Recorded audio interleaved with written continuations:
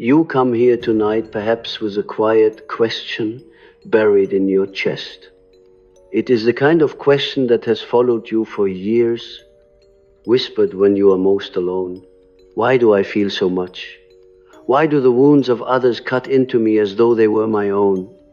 You may have thought of it as a weakness, a kind of fracture in your soul, something that sets you apart in ways that make ordinary life feel heavy and unrelenting.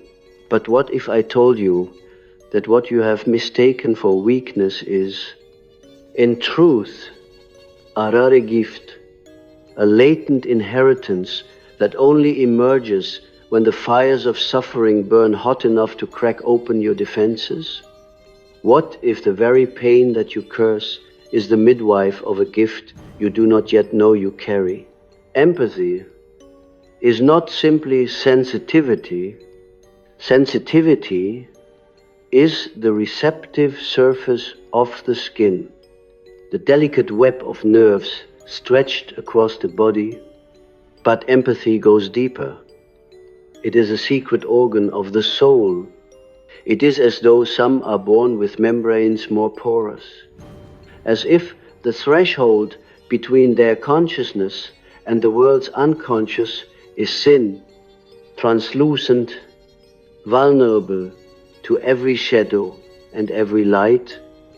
And because this gift is rare, the world does not honor it. Instead, it demands that you harden, conform, dull the intensity. The empath suffers because the collective cannot comprehend the burden of perceiving too much. Pain becomes the crucible, the slow pressure that forges awareness of this hidden organ. Without pain, the empath might drift through life unaware, confusing their gift for a curse. With pain, the empath is forced to notice, to adapt, to awaken. You see, in my work, I observed again and again that the psyche guards its treasures in darkness. Archetypes do not rise willingly. They are summoned by necessity. The archetype of the healer, for instance, often awakens in those who themselves are wounded. Only through the wound does the doorway open. And so it is with empathy. The rarest empathic capacities, the ones that pierce into the heart of another with frightening accuracy, do not emerge in times of comfort. They are forced out violently, like light pressed through a crack in stone. You did not choose to feel this much. It was chosen for you because your soul was formed with a structure that could contain it. But the container needed to break first so that you could discover the essence it was holding. Think of the dream. In the dream, the unconscious does not whisper politely.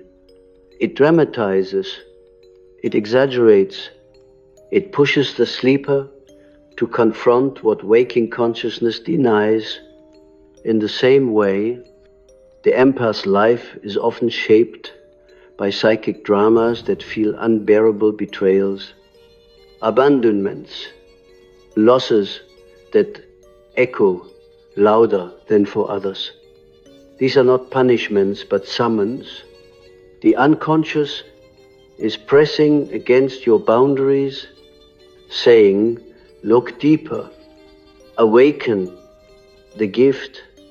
Pain is not incidental, it is initiatory. Every empath I have encountered has been initiated by pain, as if the soul had to be broken open. So the archetypal energy of the healer, the bridge, the mirror, could rise. But what is this rare gift? Is it merely the ability to feel the emotions of others? No, that is only its surface. The gift is the capacity to carry the projections of the unconscious for the collective. It is the uncanny ability to sense what another cannot admit to themselves, to feel within one's own body what is repressed in another. Do you see the burden here? You are asked not only to feel your own shadow, but to taste the bitterness of another's shadow as though it were yours. This is why empaths so often feel exhausted, confused, overrun. They are caught between their own psychic reality and the psychic realities of others, absorbing fragments that do not belong to them. Without awareness, this gift destroys. With awareness, it heals. Imagine for a moment the archetype of the wounded healer, Jung, the centaur who suffered a wound that never closed. His pain was perpetual, but it also opened in him a profound capacity to heal others. The empath walks a similar path. Your wound may not be physical, but emotional, relational, existential. You carry a wound that refuses to fully close, a wound that keeps you raw to the world. But this wound is also the very opening through which your gift flows. Without it, you would be another closed vessel, impenetrable, blind. With it, you are forced to see, to feel, to respond. Pain forces the gift into the light, and yet you resist it. You say, I want the pain to end.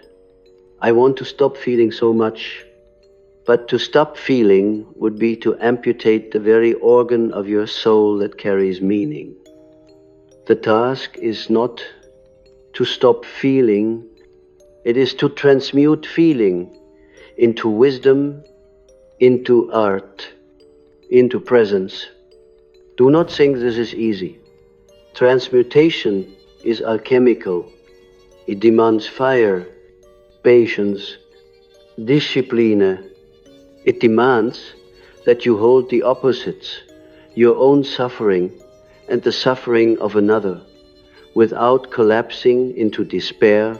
This is why empaths often feel caught in contradictions. You feel responsible for others, but also desperate for freedom.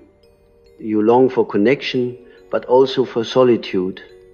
The psyche is pulling you into tension, because in tension, the transformation occurs. The dream symbols that visit empaths are often telling a woman dreams of carrying a child that is not hers, heavy and restless, and she awakens drained. A man dreams of standing in a crowd where every face suddenly becomes his own and he cannot breathe. These dreams reveal the psychic reality. The empath carries what is not theirs, feels what does not belong to them. The unconscious presents these images not to torment, but to show the burden, to demand recognition. If the dreamer ignores the image, life will amplify it in waking reality. They will continue to carry others unconsciously, to suffocate in their projections. But if the dreamer confronts the image, speaks with it, integrates it, then the gift begins to refine. Empathy becomes not drowning, but discerning. The empath learns to sense what is theirs and what is not, to become a conscious mirror instead of an unconscious sponge. Pain is the guide here. Do not curse it.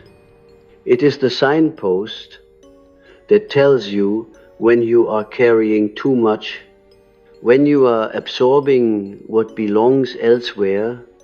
Pain forces the empath to draw boundaries, to discover the word no as sacred. You cannot heal the world by dissolving into it. You can only heal by remaining a self, a distinct center of consciousness through which the archetypal gift flows. To remain a self while feeling the world is the high art of the empath. It is the razor's edge between madness and wisdom. And make no mistake, many empaths fall into madness, overwhelmed by what they cannot contain. But those who survive the fire discover something extraordinary. The rare gift is not merely empathy, but the ability to transform collective pain into meaning. That is why empaths are so often artists, poets, healers, mystics. They take what they feel and give it form so that the collective may see itself. They become mirrors, and in the mirror, the unconscious becomes visible. You may not yet know you carry this gift because you are still fighting your pain, still cursing it, still trying to numb it. But when you surrender to the process, when you allow the pain to speak, you begin to notice that your suffering carries a strange intelligence. It is not random. It is patterned. It is archetypal.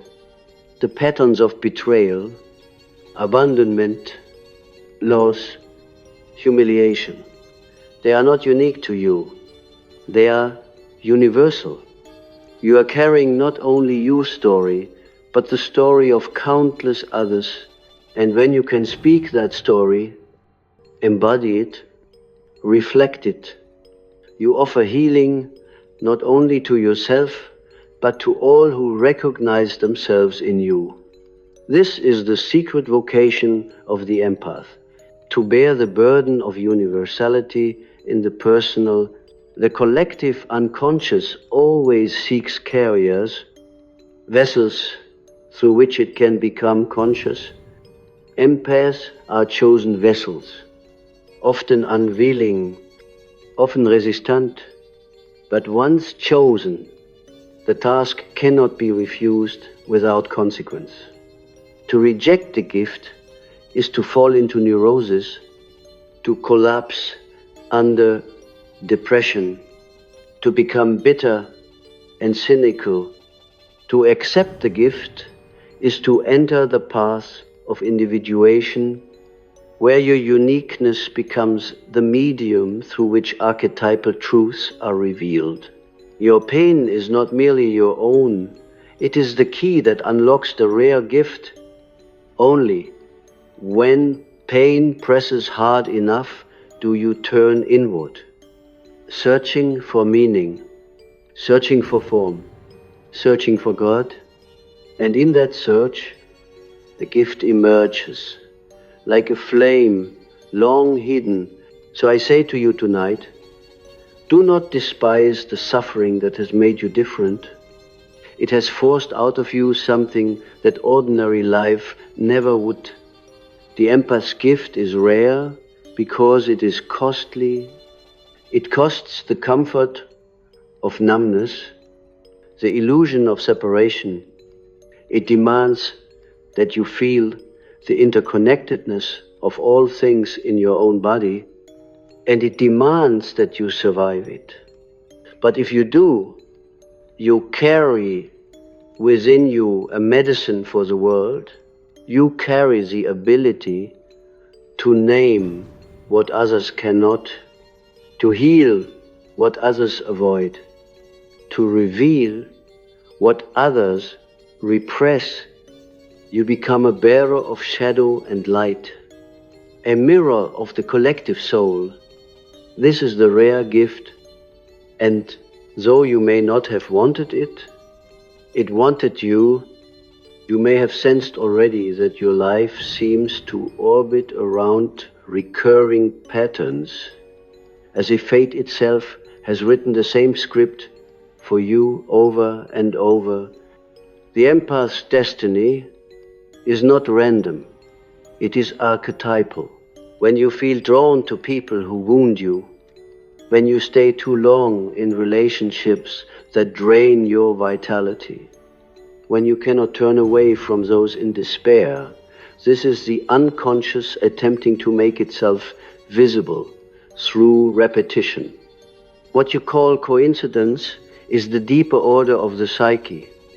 The wound calls to itself, echoing until you hear it. And when you finally listen, when you allow the shadow to approach instead of fleeing, you begin to see what was hidden. The shadow is not merely darkness, but the unexpressed totality of your gift. Many resist this moment. They imagine the shadow as a demonic force, an enemy to be vanquished. But the shadow is not the enemy. It is the unchosen companion. It contains everything you rejected, everything you exiled, everything the world told you was too much or not enough. The empath, more than most, is haunted by the shadow because they carry not only their own but the reflections of others. You may find yourself hating what is not yours, despising in others what is unconsciously mirrored from within. This is why relationships for empaths are charged with intensity. You feel not only love, but the storm of projection. You become the canvas on which another paints their unlived life. Here the pain intensifies, for you cannot easily distinguish between what is yours and what is theirs. The archetypal currents mix and blur until you question your own sanity.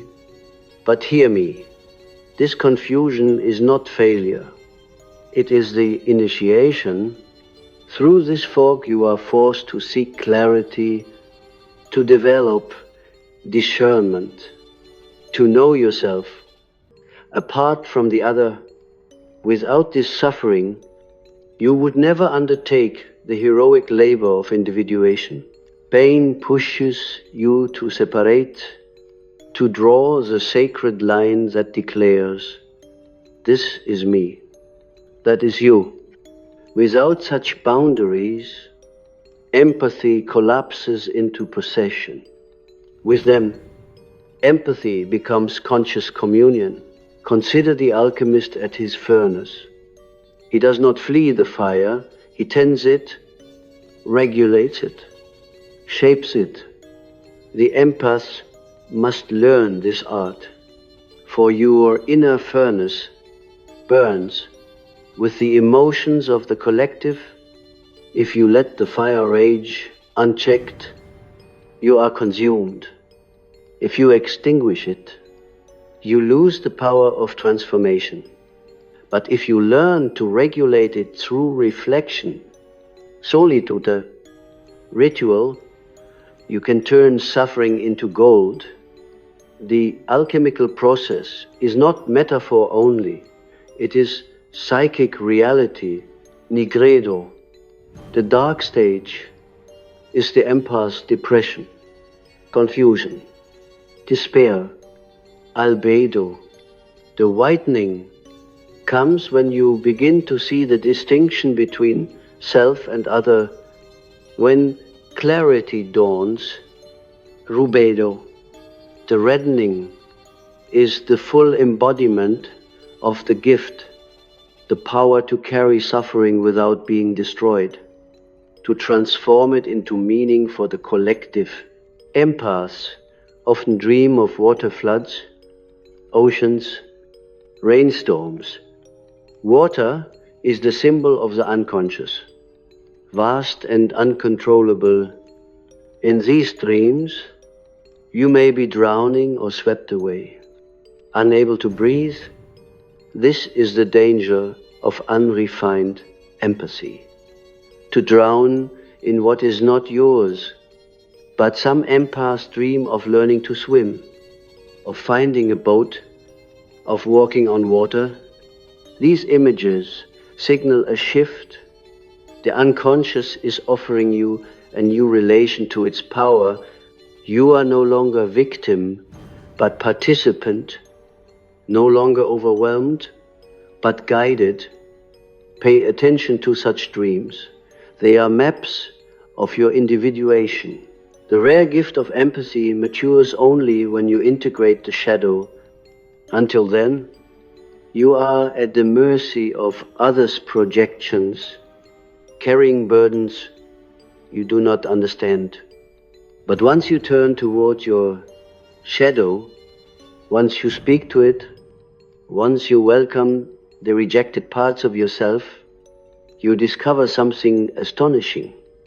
You can hold both your pain and theirs without losing your center.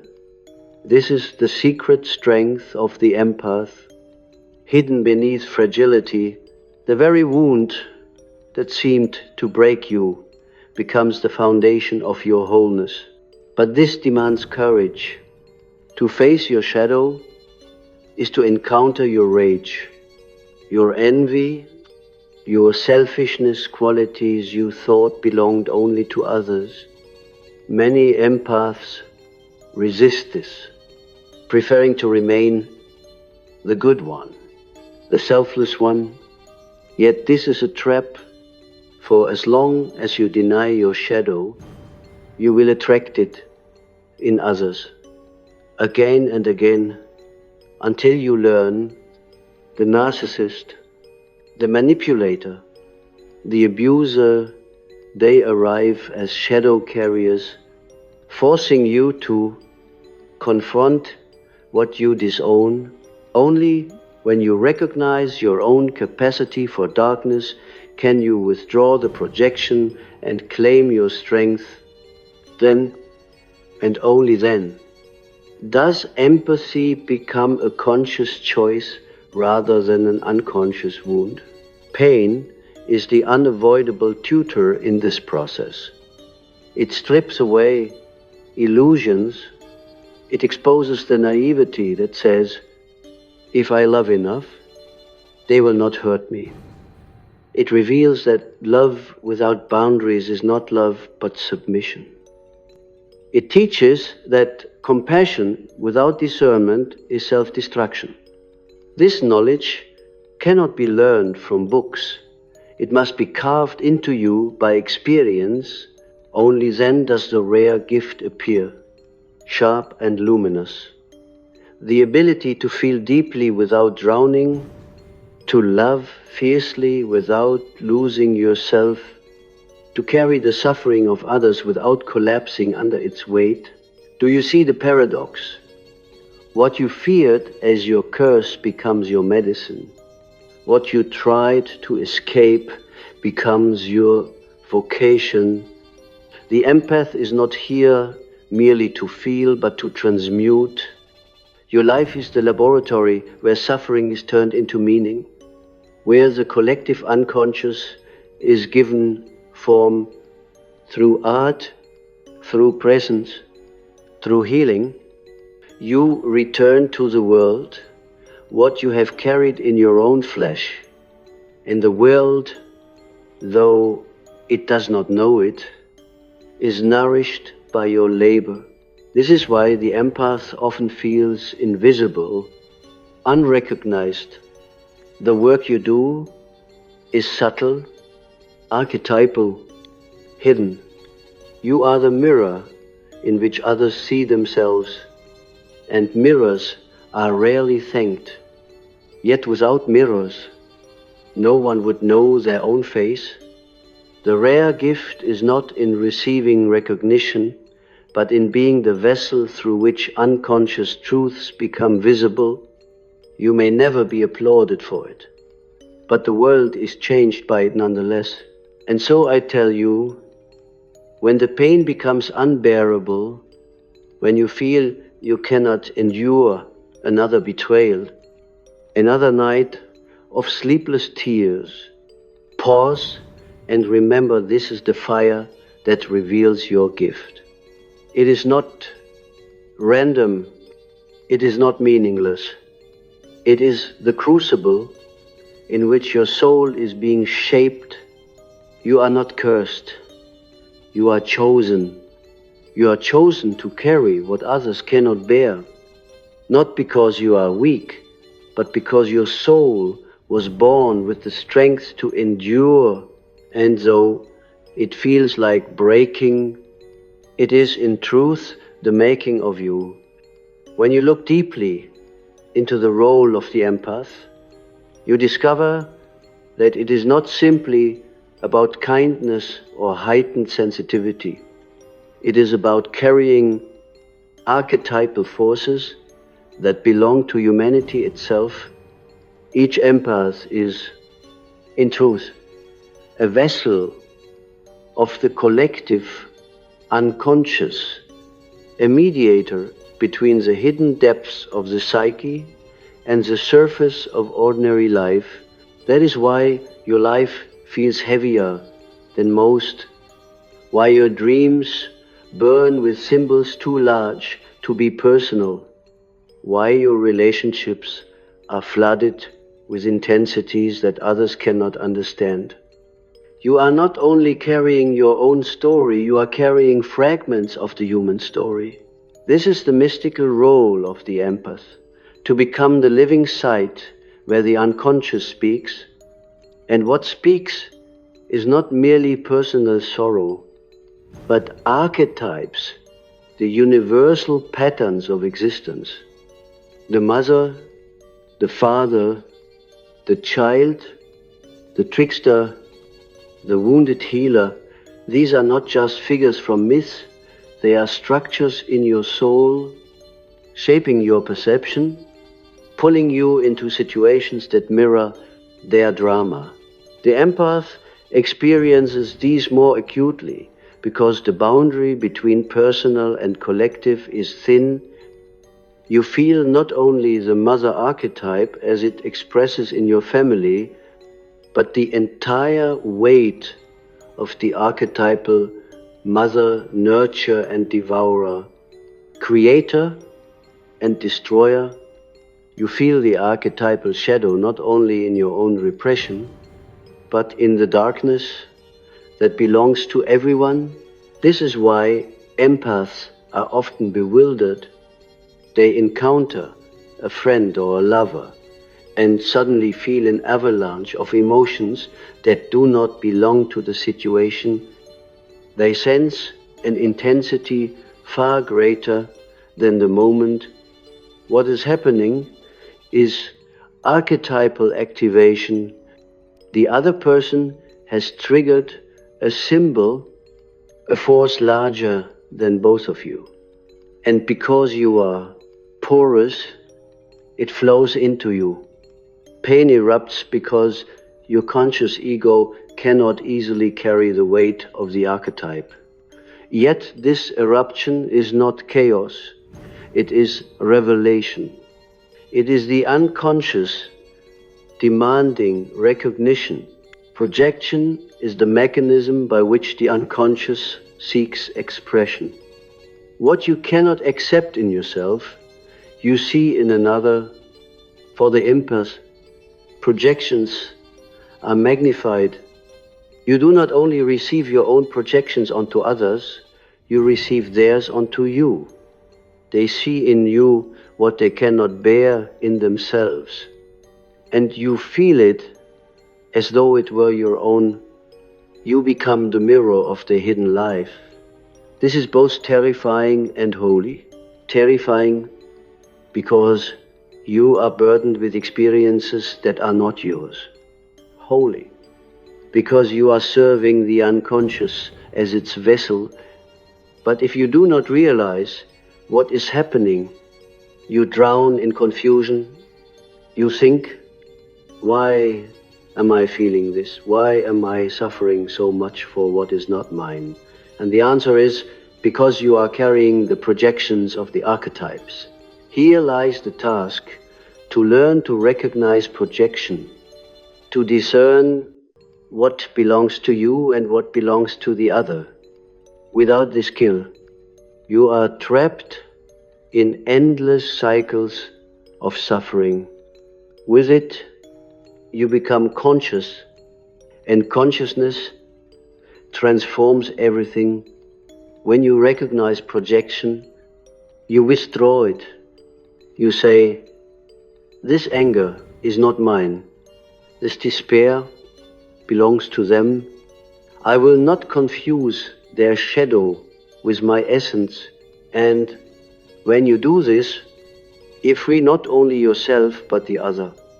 For they too are caught in the illusion of projection. By holding the mirror without drowning in it, you awaken them to their own unconscious. The empath's pain then is not meaningless. It is the friction of projection, the clash between unconscious archetypes and the fragile surface of consciousness. Pain is the signal that projection is happening, that the unconscious is active. If you numb the pain, you silence the message. If you listen, you begin to see through it. You begin to decode the archetypal patterns shaping your life. Let me give you an example. A woman comes to me in despair. She says every man she loves betrays her, abandons her for another. She feels cursed, broken. But when we look deeper, we see the archetypal story. She is caught in the drama of the rejected feminine, the ancient wound of the unloved woman. This pattern is not only her personal history, it is a collective archetype carried through myths and fairy tales for centuries. Because she is empathic, she carries it more acutely, attracting men who embody the archetypal betrayer. Her pain is unbearable, but through it, she is being initiated into awareness of the pattern. If she can see it, if she can hold the archetype without collapsing, she can transmute the pain into wisdom, into art, into healing. This is the alchemy of the empath's gift. You carry collective pain until it becomes conscious. Then you return it to the world transformed. The poet who writes verses that capture sorrow so piercingly that strangers weep, they are empaths who have given form to the collective wound. The healer who sits silently with the dying, absorbing their terror without judgment. They are empaths who have become vessels of peace. The mystic who dreams for the world, who sees visions of what is to come. They are empaths who have surrendered to archetypal currents and learned to translate them. And yet, I must warn you, to walk this path without consciousness is perilous. Many empaths are destroyed by the very gift they carry. They lose themselves in addictions, in toxic relationships, in endless cycles of martyrdom. They are consumed by shadows that are not theirs. They mistake projection for love, burden for duty, possession for intimacy. This is why so many gifted souls collapse under the weight of their own sensitivity. The gift unrecognized becomes the curse fulfilled. Only consciousness can reverse the curse. That is why individuation is essential. Individuation is the process of becoming who you truly are, distinct from collective roles, distinct from the flood of projections. For the empath, individuation means creating a center strong enough to hold the gift without a center. You dissolve with a center. You become the bridge between self and other, conscious and unconscious. The rare gift only blossoms when you stand firmly as yourself. Pain is the path to this center. Each time you are hurt, abandoned, overwhelmed, you are pushed towards a question: who am I beneath this? What belongs to me and what does not? If you avoid the question, you remain lost. If you answer it, you discover your soul. Pain forces you to separate gold from lead, self from shadow, gift from burden. Without it, you would never undertake the work. With it, you are refined like ore in the furnace. So when I speak of the rare gift, I do not mean something comfortable or easy. I mean something forged in fire, something born of agony. It is rare precisely because so few are willing to endure the process. Many retreat, numbing themselves, denying their sensitivity, hiding from their shadow. But those who endure emerge with a gift the world desperately needs: the ability to feel the collective unconscious and give it form. That is the empath's vocation, hidden within suffering, revealed only through pain. And so we arrive at the threshold where pain no longer appears as the enemy, but as the mysterious teacher. For all along, it has been guiding you, stripping away illusions, forcing you to confront what the ego would rather deny. Without pain, you would never have known the rare gift, because it was hidden too deeply in the unconscious, locked away in archetypal vaults. Pain was a key that opened the door.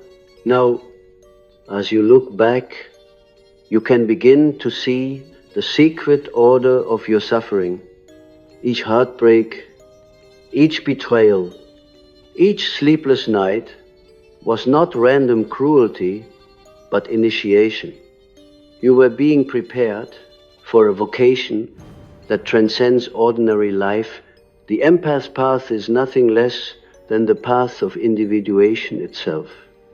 To individuate means to become whole, to embody the totality of your being rather than merely a fragment of it.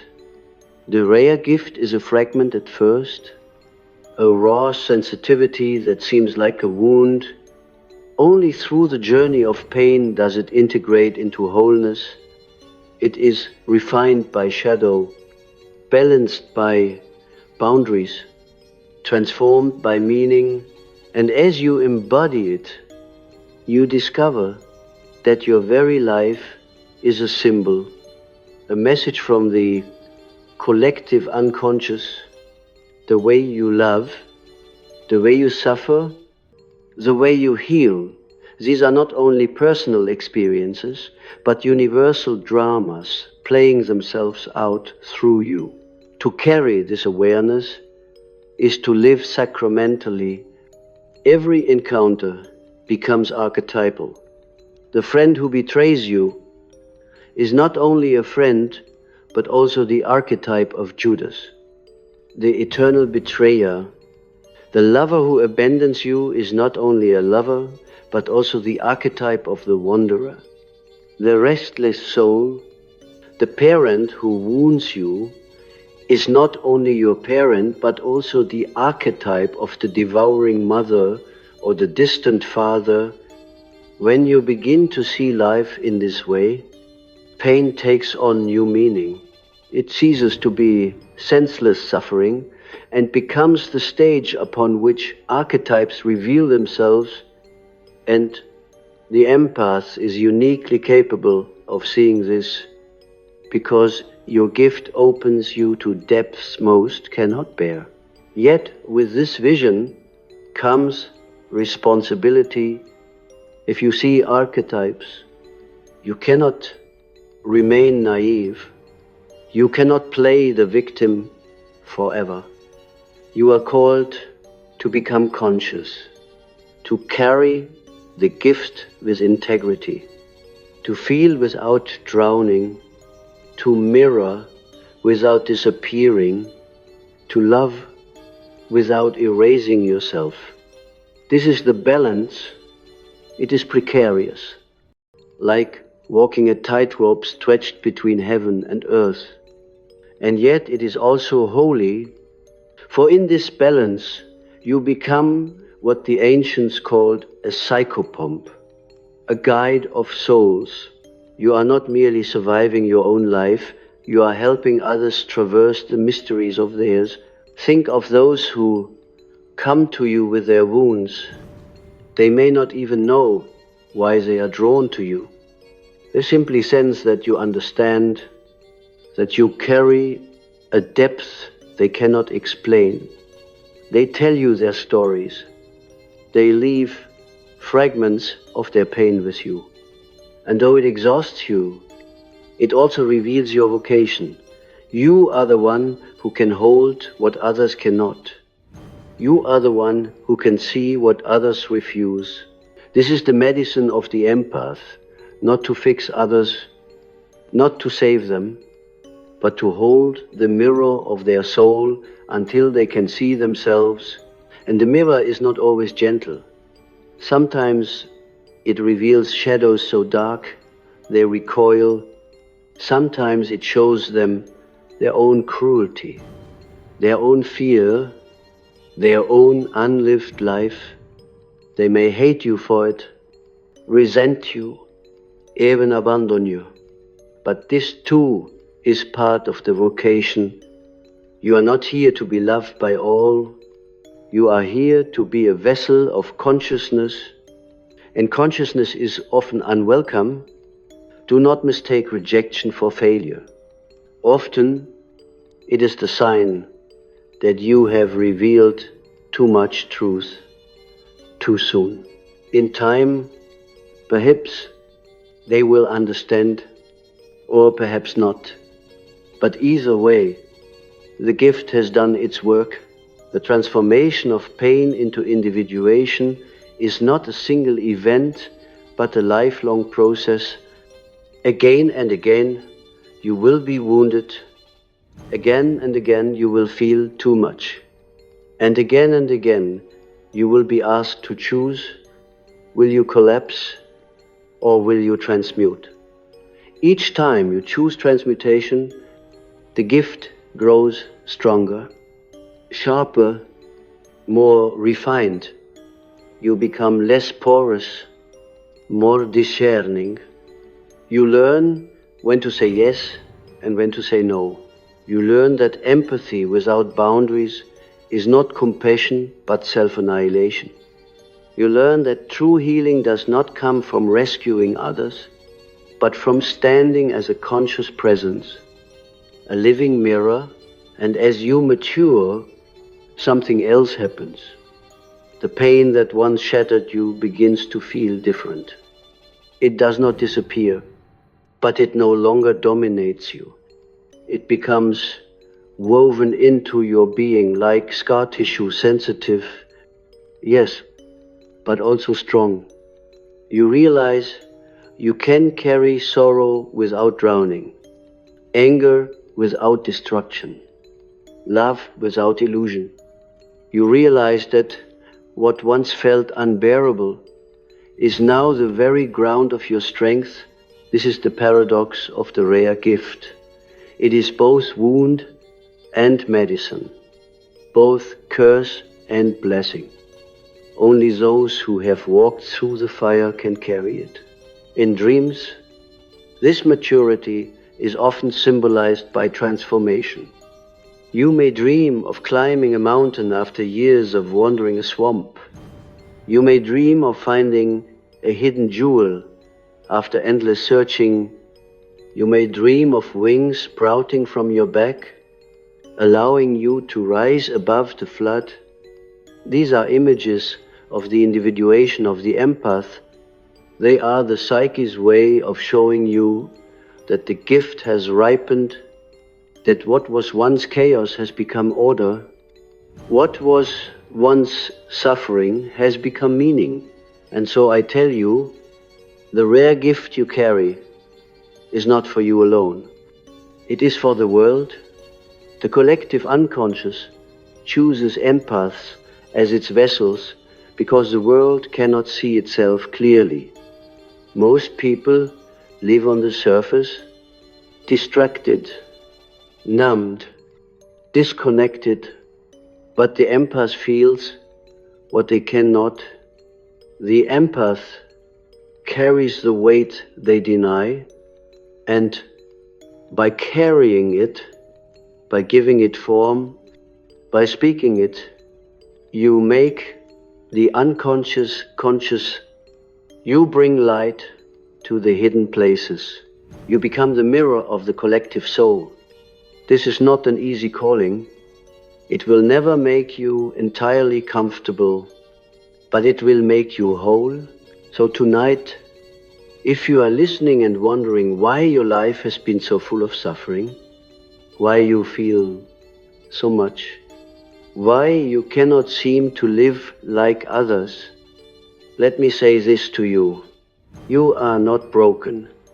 You are not weak. You are chosen.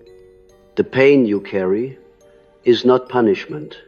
It is initiation. The rare gift was hidden within you, and pain was the only force strong enough to reveal it. Do not despise the process. Do not abandon the path, for what you carry is not only your healing, but the healing of many. And perhaps in the silence of your heart, you will hear this truth. The wound is the womb. Out of your deepest suffering is born the most radiant gift. Out of your darkest night rises the most luminous dawn. The rare gift is yours, but it belongs to all. Carry it wisely, carry it consciously, carry it with the dignity of one who has walked through fire and emerged as gold.